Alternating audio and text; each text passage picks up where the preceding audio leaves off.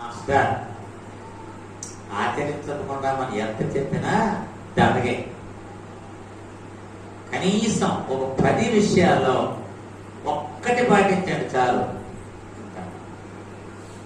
అన్నీ పాటించాలంటే ఈ పాటికి మనం ఎక్కడ ఉండేవాడు, ఎక్కడ ఎందుకు ఉంటాం, అంతే కదా. అంత సత్యవంతమై అంత గొప్ప వాళ్ళవి భగవంతుడు చెప్పేటువంటి అన్ని విషయాల్లో నేను 100కి 100 పోవాలంటే నేను ఎక్కడ ఉన్నాను, అయామాల్సో. ఇప్పటికీ నేను ఎక్కడో పెద్ద పీఠంలోనో ఏ గురుస్థానంలో ఎక్కడో ఉండేవాడిని. అంత కెపాసిటీ అంత నాకు లేదు. కానీ చెప్పినటువంటి మాటల్లో ఎన్నో కొన్నేనా ఆచరిస్తేనే ఇక్కడ కూర్చుంటాం. కాబట్టి చెప్పినట్టు మాస్టర్ని ఇన్ని మంచి మాటల్లో మనం దేనిగా ఒకదానికైనా కట్టుబడితే తర్వాత మరొకదానికి క్రమంగా మనం మారుతాము. మాట చెప్పినంత వల్ల ప్రయోజనము లేదు. మనం మారాలి, ఉన్నతంగా ఎదగాలి, భగవంతుడికి మనం ప్రీతిపాత్రం కావాలి అంటే భగవద్గీతలో చెప్పేటువంటివి కొన్నేనా మనం పాటించడం ప్రారంభిస్తే సాధనంగా మన్నాళ్ళకైనా మనం ఉన్నతంగా ఎదుగుతాము. ఎన్ని చెప్పి విని ఆచరించకపోతే శుద్ధ దండగా.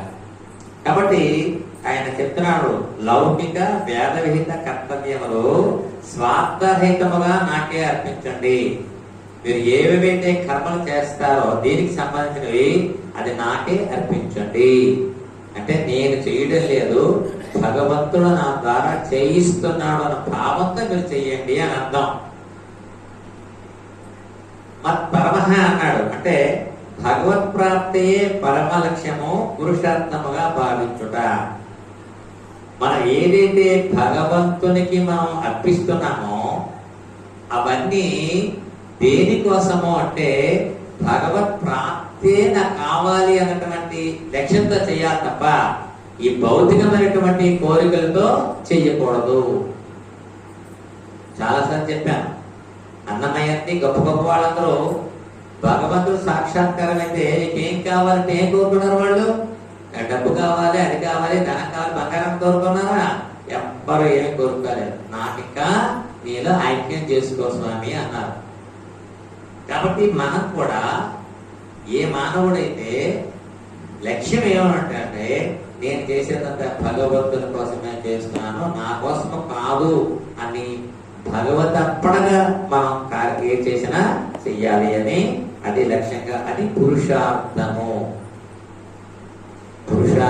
మనం చేసిన దానికి ఏం కోరుతున్నాము అంటే అది పురుషార్థముగా భగవంతుని ఐక్యమే కావాలి అన్నటువంటిదే మనకు కావాలి అని చెప్పాడు. తర్వాత భక్త అన్నదానికి సర్వాత్మ స్వరూపముకు నన్ను సర్వదా పూజించు భక్తులు కూడా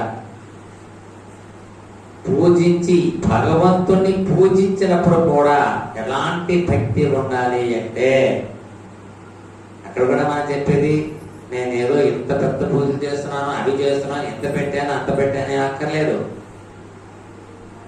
ఓహో, అది ఆర్భాటాలు చాలా ఎక్కువగా ఉంటాయి, అసలు తక్కువ ఆర్భాటాలు ఎక్కువ.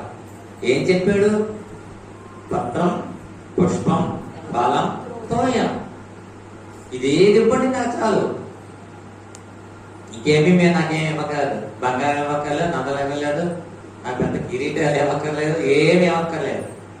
భక్తి పూర్వకంగా ఈ 4 ఏది ఇచ్చినా నాకు చూడాలని చెప్పాడు.